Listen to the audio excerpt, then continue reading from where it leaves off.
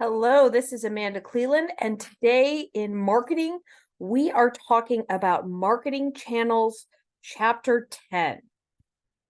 So, first, we're going to talk about supply chains and value delivery network. So, good distribution strategies can contribute very strongly to creating that customer value that we want and creating a really good competitive advantage for our firm. However, companies cannot bring value to customers solely by themselves. Instead, all of the companies out there, the companies that you know and love, that you are buying all your products from, all your services from, they must work very closely with all these other companies in a larger value delivery network. It is really a team effort here. It is not just one single company. It's not just Apple. It's not just Amazon. It's not just Ford. It's all these companies operating together. Producing a product or service and making it available to the consumers who are going to buy it requires building relationships, not just with the consumers or the customers, but also with all of our key suppliers and all of the resellers in our company's supply chain. The supply chain is like a river, and it consists of both upstream and downstream partners. So our upstream partners, this is all the companies that are supplying the raw materials, that are supplying the components, all the parts, all the information, maybe even like the financing, maybe the expertise that we need to create our product or service. When things are upstream, they're getting closer to the source of supply. Now, downstream from our company are the partners like our wholesalers, our retailers. They are closer to the customer.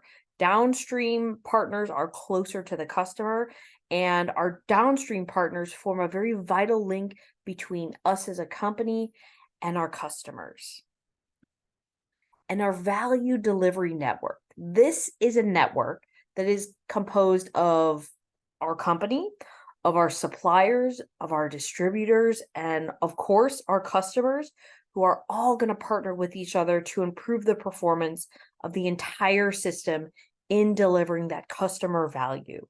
Competition really no longer takes place between individual competitors. It no longer takes place between Amazon and Walmart, Uber and Lyft.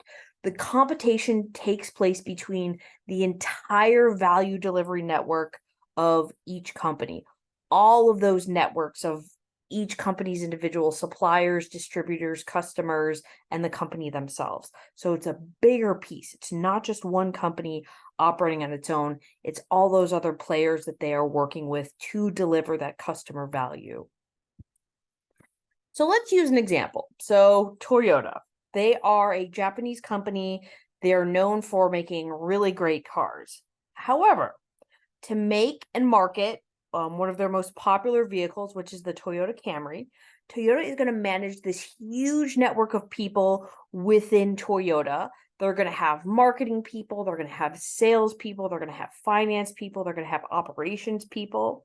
And then external to Toyota themselves, they've also got to coordinate the efforts of thousands of external suppliers, all these companies that they're getting their raw materials from to make their cars, the dealers, advertising agencies that create commercials for them, and a lot of other firms.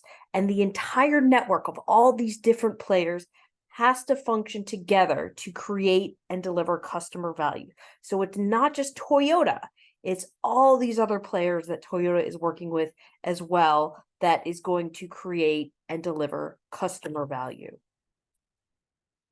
And very few producers sell their goods directly to final users. Instead, most are using some sort of intermediary, some sort of middleman to bring their products and services to the market. And they're going to forge some sort of marketing channel, and we're going to call this a distribution channel. So a distribution channel, this is a set of interdependent organizations that help make a product or service available for consumption by either the consumer or the business user. They're actually going to make it available for you. These are the middlemen that actually get the product to your front door or to the store into your cart. And a company's channel decisions are going to directly affect every other marketing decision for that company. The pricing is going to depend on whether the company works with some sort of national discount chain. If they're selling their things in Dollar Tree, in Dollar General, in Family Dollar, at Walmart, they're going to have very low pricing. If they use high quality specialty stores, they're probably going to have very high pricing.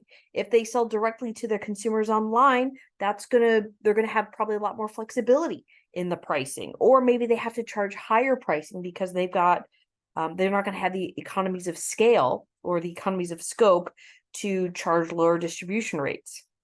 And a firm's sales force and communication decisions, their promotion, those decisions are going to depend on how much persuasion, how much training, how much motivation, and how much support all these different channel partners need.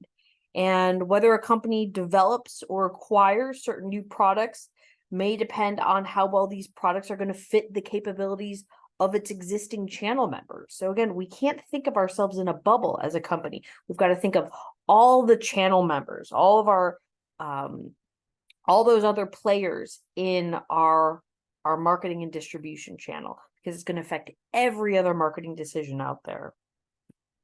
And distribution channel decisions often involve very long-term commitments to other firms.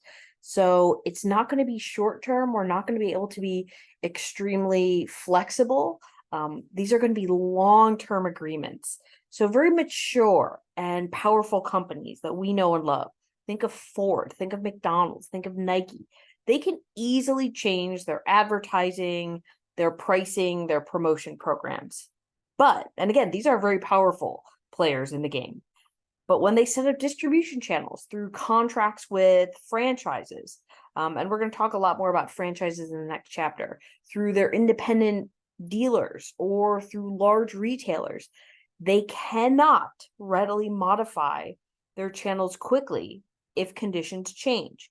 We can't replace with just company-owned stores, or we can't just open direct-to-consumer internet sites. We've got contracts in place, and usually these are multi-year contracts. So we cannot quickly react. We're not going to be as reactive as we can for other pieces of our marketing mix. So therefore, because we've got these long-term commitments we've got to think about, and we can't pull out easily or quickly, we've got to design our distribution channels very, very carefully. So you're probably thinking, well, because these are long-term commitments, why are we going to give some of the job of selling to our channel partners? Again, if it's really going to lock us in for these multi-year contracts, why don't we just do it all ourselves? And it means giving up control over how and to whom our products are going to be sold to.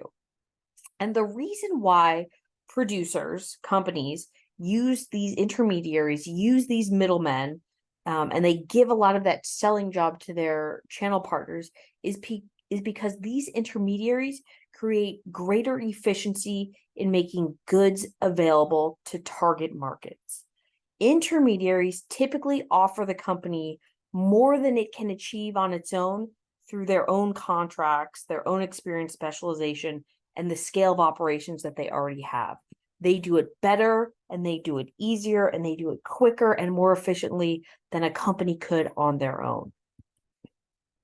And marketing channel intermediaries also make buying a lot easier for consumers. Think about life if we did not have grocery retailers, if we didn't have Aldi, if we didn't have Walmart, if we didn't have Hy-Vee, all those grocery chains out there. How would you go about buying a 12-pack of Coke or a loaf of bread if there weren't grocery stores? How would you do it? Would you order it direct online? Would you go up to the Coca-Cola factory and knock on their front door and say, hello, I'd like a 12-pack of Coca-Cola?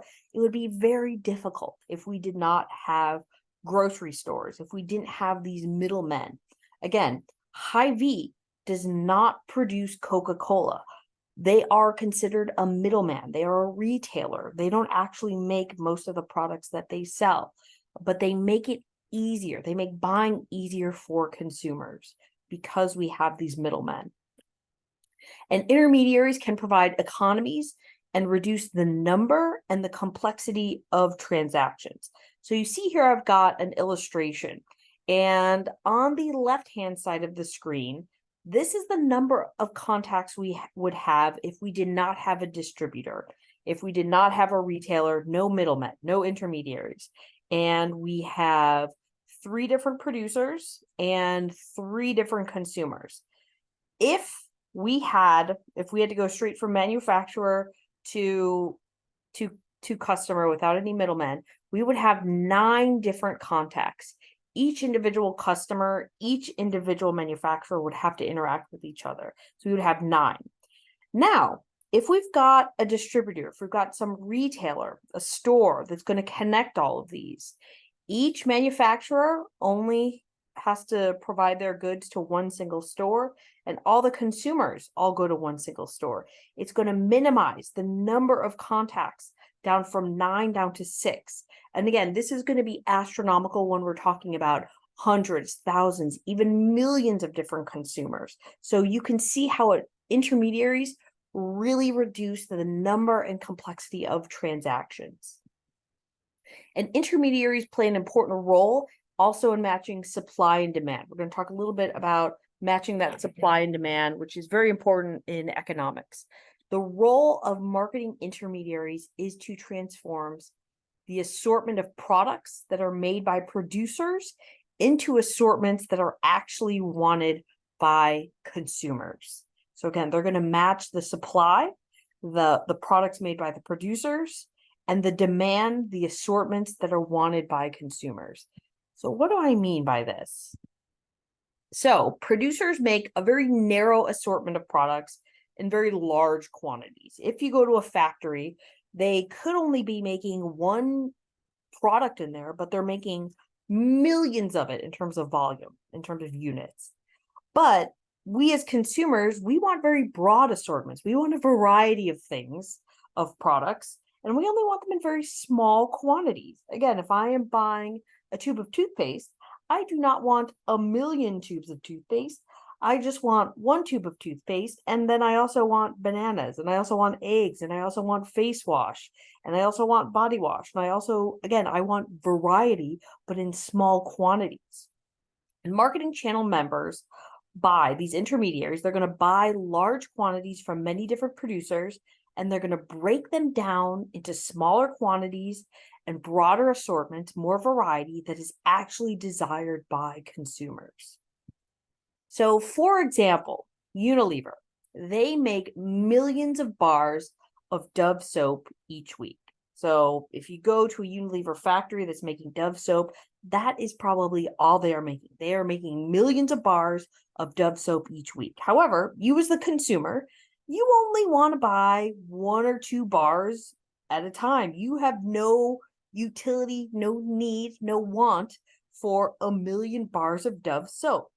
So that's where our intermediaries come into play, our middlemen, our retailers. So the Walmarts, the Hy-Vees, the Walgreens, the Targets, they're going to buy Dove soap by the truckload, and they're going to stock it individually in their store's shelves. They're going to break it down into smaller volumes. And then when you go into the Walmart, into the Walgreens, into the Target, you can buy your 1 single bar of Dove soap along with a shopping cart full of other products, all in small quantities, your toothpaste, your shampoo, and all other products that you need as well. So again, this is why we have our channel intermediaries, because they match the supply and the demand, and they break it down into smaller quantities that consumers actually want. And channel members also add value in making products and services actually available to consumers. They bridge that major time, that place, and that possession gap that separates goods and services from those who are actually using them. So they actually make the products and services available to consumers. And here's an example of just how additional ways that channel members add value. With information, they gather and distribute information about consumers, about producers, and other actors in the marketing environment that are needed for planning and aiding an exchange. Promotion, they can help develop and spread very persuasive communication about a product offer. Contact, they find and engage customers and prospective buyers in addition to what the producer does.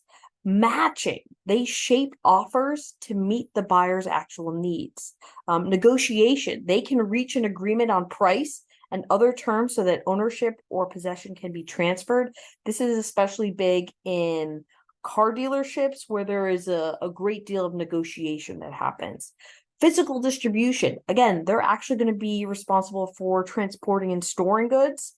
Financing, they're going to be the ones that are going to acquire and use funds to cover costs of everything going on in the channel. And risk taking, they're going to take on some of that risk. Again, when we use channel intermediaries, we're losing control, but we're also spreading that risk to other players as well. They take on some of that risk of carrying out the channel work. So number of channel levels. So companies can design their distribution channels to make products and services available to consumers in different ways. They could do it direct to consumer. And again, you see here, I've got this illustration. These are very common business distribution channels. So you can see the producer goes straight to the consumer. We've got no intermediaries. We go through a retailer who then goes to the consumer, or we've got a few different intermediaries. We've got a wholesaler, a retailer, which then flows down to the consumer. So let's break these down a little bit. So let's talk about a direct marketing channel. So this is the one that is circled here. This is a marketing channel with no intermediary levels. There is no retailer, there is no wholesaler, there is no middleman involved with selling to our consumers. The company is going to sell directly to consumers. You may see the acronym DTC. This means direct to consumers. You are not buying through a middleman. So some examples of direct to consumer companies are Pampered Chef, Omaha Steaks, Allbirds, which makes shoes, Warby Parker, which makes eyewear, Dollar Shave Club, they make razors and razor blades, Casper Mattress, Tempur-Pedic Mattress, Peloton, Shein. These are all examples of companies that have no marketing intermediaries. They're not working through retailers. They're not working through wholesalers. They sell directly to consumers. So you may be users of many companies that sell direct to consumers. And then we've got our indirect marketing channels. These are marketing channels that contain one or more intermediary levels. We've got some middlemen involved here. And again, you can see here in the illustration, we've got a retailer, we've got a wholesaler and a retailer. Marketing channels with even more levels than just one or two can be found, although these are less common. And the greater the number of levels or the number of intermediaries we have, that means the less control that we as a company or producer have, and the greater the level of channel complexity gets. There's going to be a lot more cats that we're going to need to herd, a lot more players. It's going to get very cumbersome the more levels that we add. So usually the common is one retailer, a wholesale, and a retailer. But just know that marketing channels with even more levels do exist, although they're a lot less common. So again, indirect marketing channels, when we have some intermediaries, some middlemen involved in getting our product offering to consumers. And the number of channel levels. So all the institutions in our marketing channel, in our distribution channel, are connected by several types of flows. These are going to include the physical flow of products, the flow of ownership, who is actually owns and is responsible for this, the payment flow, the information flow, the promotion flow. And these flows can make even channels that even have only one or just a couple levels of intermediaries very complex. So again, especially when we talk about supply chain, there's a lot of different flows involved with this. Now let's talk about channel behavior and organization. So, distribution channels are more than just simple collections of firms tied together by these various flows that we just talked about. They're very complex behavior systems where people and companies are going to have to interact to accomplish individual goals, company goals, and then overall channel goals. And some channel systems consist of only very informal interactions among very loosely organized firms. So it's very informal. Nothing is set in stone, nothing's on paper. Perhaps it's just handshakes agreements. Now, other channel systems consist of more formal interactions that are guided by really strong organizational structures, or maybe they've got legal contracts in place. So again, it could vary in terms of how they're organized. And a marketing channel consists of firms that have partnered for the common good of everyone involved in that channel. And each channel member depends on the others. So I'll give you an example.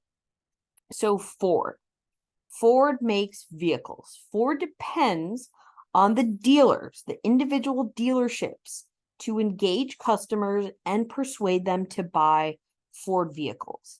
And each individual dealer also depends on the other dealers to provide good sales and service that will uphold the brand's reputation. Again, we need to ensure that all the dealerships are doing a good job and treating customers well and being fair with pricing. And then also the success of the individual Ford dealers depends on how well the entire Ford marketing channel competes, how well they're making their cars, how good are their distribution channels, because we've got to compete with the channels of our competitors like Toyota, like of GM, like of Honda.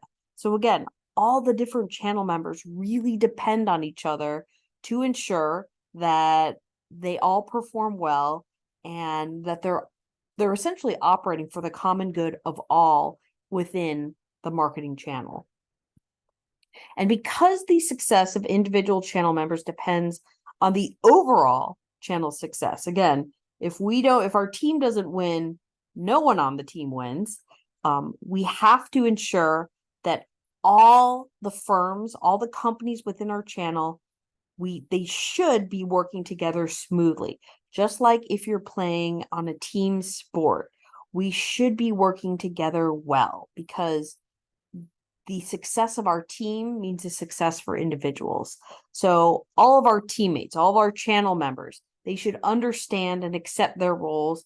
We should be coordinating activities, and we should all be cooperating to attain overall channel goals. And I'm going to emphasize the word, we should be doing this, right? This is what we should be doing for the overall channel success. However, very typically, individual channel members rarely take such a view of working together so harmoniously, so easily, right? And if you've ever played sports with a team, people get their own personal incentives. They've got their own egos. They want to do things a certain way. So this is very common. So a lot of times when you've got to cooperate to achieve overall channel goals, that sometimes mean you've got to give up some individual company goals. And this is usually really, really hard for a lot of companies. So although channel members do depend on each other, they often act alone or in their own short-run best interest. They often disagree on who should do what, who should reap the rewards. And these agreements over goals, over the roles that each channel member has, and the rewards generate something called channel conflict. This is extremely common. This is just part of marketing channels. There is inevitably going to be some sort of channel conflict. So here's the formal definition of channel conflict. So this is a disagreement among marketing channel members on the goals, on the roles, on the rewards, and who should do what and for what rewards. So, and there's two kinds of channel conflict that takes place. There is vertical channel conflict and there is horizontal channel conflict. So we're going to talk about vertical and horizontal channel conflict. So horizontal channel conflict occurs among firms that are at the same level of the channel. So this is conflict between different retailers, different conflict between different dealers, conflict between different wholesalers. Again, they're all on the same level, but they've got some sort of conflict. So an example of horizontal channel conflict. So all Honda dealers in Chicago might complain that other dealers in the city steal sales from them by pricing too low or advertising outside of their assigned territory. Another example, Holiday Inn franchises. They might complain about how other Holiday Inn operators are overcharging guests or giving really poor service, which is hurting the overall Holiday Inn image. These are examples of horizontal conflicts. They're all of the players that have some sort of disagreement or some sort of conflict are all on the same level. It is dealer to dealer. It is franchise to franchise. It is retailer to retailer, wholesaler to wholesaler. This is horizontal conflict where everyone who is having this disagreement, this conflict, is on the same level. And then we've got vertical conflict. Vertical channel conflict occurs between different levels in the same channel. And vertical conflict is very, very common. So this would be conflict between the producer and a retailer, a wholesaler and the producer. So an example of vertical channel conflict. So McDonald's, the franchise owners, and this is an actual one. McDonald's franchise owners, they have voiced discontent with the big McDonald's corporation. The most basic conflict is usually going to be financial. And this is the case with this example as well. So McDonald's corporate, they make their money from their franchisee loyalties. And that is based on a percentage of the total system's sales. So McDonald's corporate makes money based on how much each franchise is selling. So they're looking at how do we just increase overall sales.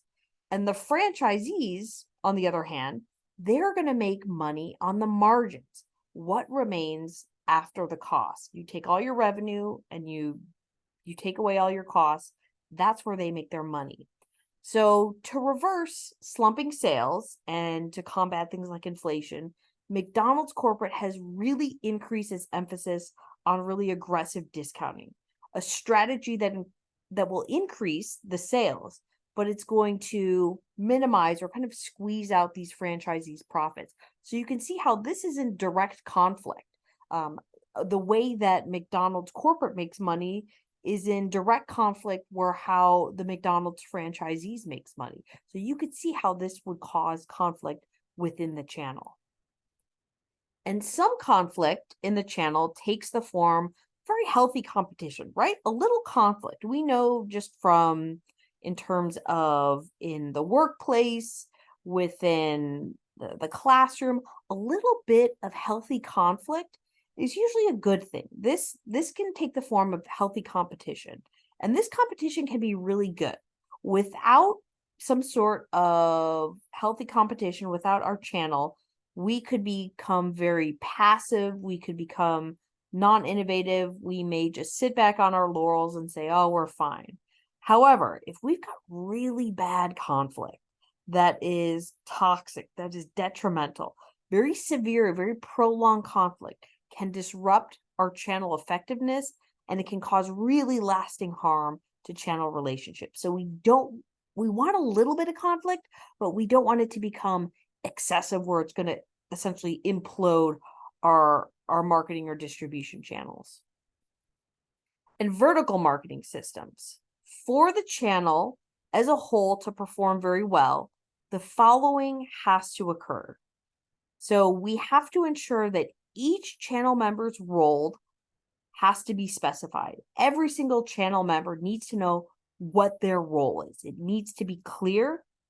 And also, our channel conflict needs to be managed. We can't let it get out of control. And the channel will perform better if it includes some sort of company, some sort of agency, or some sort of mechanism that's going to provide leadership and has the power to assign roles and to manage conflict. So, we're going to talk about different kinds of distribution channels. So, historically, conventional distribution channels have really lacked the leadership, the power that has the ability to do things like this, to assign roles and to manage channel conflict. And this often results in conflict that gets to be too much and really poor performance of the channel overall.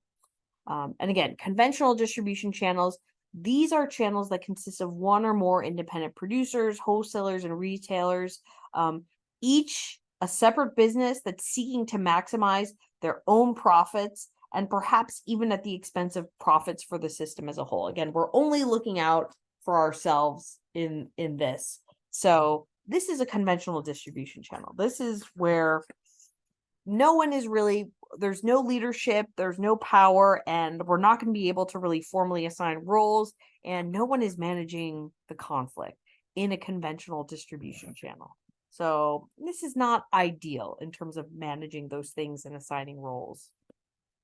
And one of the biggest channel developments over the last few years has been the emergence of something called vertical marketing systems. And these can provide channel leadership, the channel leadership that we need to assign roles and also to manage channel conflict. So what a vertical marketing system is, VMS. This is a channel structure in which producers, wholesalers, and retailers are going to act all as a unified system. And one channel member either owns the others, has contracts with them, or has so much power that they all are going to cooperate. The vertical marketing system can be dominated by the producer, the wholesaler, or the retailer. So it can depend on which channel member is going to be the dominant one that's going to kind of have the channel leadership. So again, vertical marketing system, a channel structure with producers, wholesalers, or retailers all act as this unified system. They're not really looking out for their own best interest. They're looking out for the interest of the entire structure as this unified system. And a channel member either owns the others, has contracts with them, or has so much power that they're all just going to cooperate. So again, here we see the juxtaposition of a conventional marketing channel where each individual player is acting on its own, acting in its own short-run self-interest. And then we've got our vertical marketing system. This is where we are working as a unit and we are looking out for the good of the entire channel. So the three major types of vertical marketing systems, VMS, are corporate, are contractual, and are administered. And each uses a different means for setting up leadership and power in the channel. And we're going to take a break here. We will come back in part 2 and continue talking about vertical marketing systems and what these actually mean. So stay tuned for the next video and we will talk more. Thank you.